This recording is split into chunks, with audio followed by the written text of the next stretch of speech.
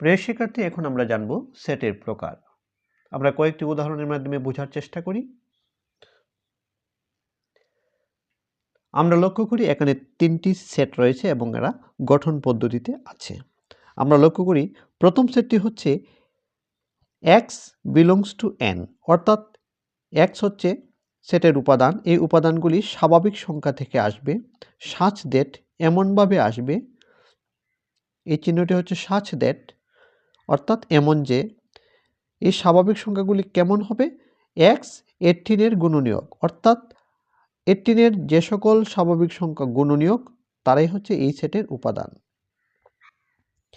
এটি যদি আমরা তালিকায় প্রকাশ করি তাহলে লক্ষ্য করি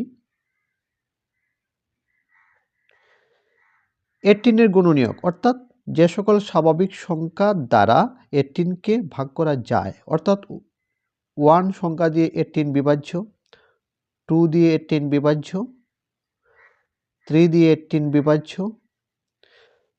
4 দ্বারা যাচ্ছে না, 5 6 দ্বারা বিভাজ্য, 3 6 18, 7 দ্বারা যাচ্ছে না, 8 দ্বারা যাচ্ছে না, 9 দ্বিগুণে 18, 9 দ্বারা বিভাজ্য, তারপরে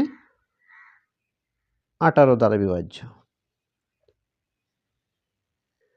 আমরা লক্ষ্য করি এখানে যে উপাদানগুলি পেয়েছি এই উপাদানগুলি সীমিত, অর্থাৎ এর উপাদানগুলি গুণে শেষ করা যায়। তাহলে যে সেটের উপাদানগুলিকে গুণে শেষ করা যায় অর্থাৎ সীমিত, সেই সেটকে বলা হয় সসীম সেট। এই সেটকে বলা হয় সসীম সেট।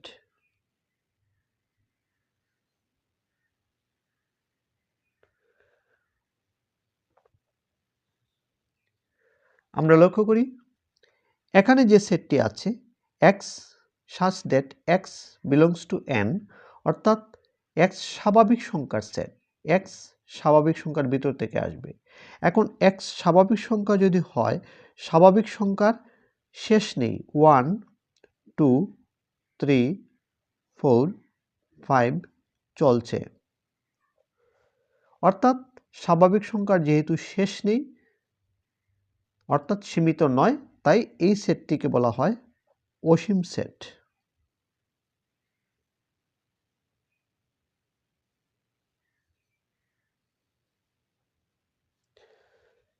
এখানে লক্ষ্য করি তৃতীয় সেটটি x belongs to n, অর্থাৎ x স্বাভাবিক সংখ্যার ভিতর থেকে আসবে এবং x এর মান হবে 2 থেকে বড়, 3 থেকে ছোট। তাহলে লক্ষ্য করি স্বাভাবিক সংখ্যাগুলি হচ্ছে 1 2 3 ইত্যাদি। এখন 2 থেকে বড় এবং 3 থেকে ছোট এর ভিতরে কোনো সংখ্যা নেই। বাস্তবে স্বাভাবিক সংখ্যা 2 এবং 3 এর মধ্যে নেই। তাহলে এখানে আমরা তালিকায় এর কোনো সেট পাচ্ছি না, তাই এটি হচ্ছে ফাঁকা সেট, অর্থাৎ সেকেন্ড ব্র্যাকেটের ভিতরে কোনো উপাদান থাকবে না। তাহলে এই যে সেট এটিকে বলা হয় ফাঁকা সেট।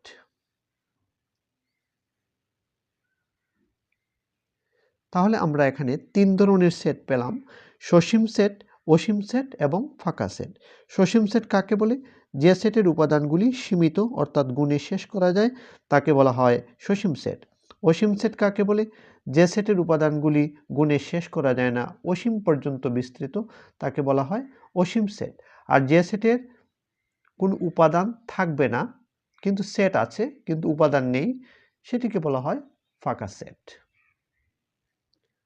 আমরা আরও এক প্রকার সেট সম্পর্কে জানব, সেটি হচ্ছে উপসেট।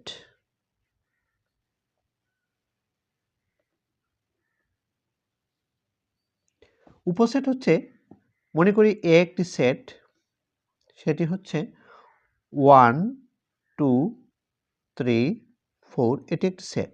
এই সেটের ভিতরে কিছু উপাদান নিয়ে আমরা আরও সেট গঠন করতে পারি, যেমন 2 এবং 4কে নিয়ে যদি এই দুটি উপাদানকে নিয়ে যদি আমরা আরেকটি সেট তৈরি করি,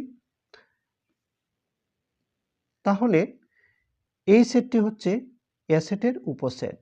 আমরা যদি লিখি b = 2 4, তাহলে b কে বলা হবে এ সেটের উপসেট। এটাকে আমরা প্রকাশ করতে পারি b এটা হচ্ছে উপসেটের চিহ্ন এ। আমরা পড়ব সাবসেট। আমরা বলবো B subsets of A. B is subsets of A বা বি সাবসেটস এ, অর্থাৎ বি হচ্ছে এ এর উপসেট। বি এর উপাদান নিয়ে এ গঠিত নয়, এ এর উপাদানগুলো নিয়ে বি গঠিত, তাই বি হচ্ছে এ এর উপসেট। এটিকে আবার প্রকৃত উপসেটও বলা যায়, কারণ বি এর উপাদানগুলি এ এর উপাদান থেকে কম।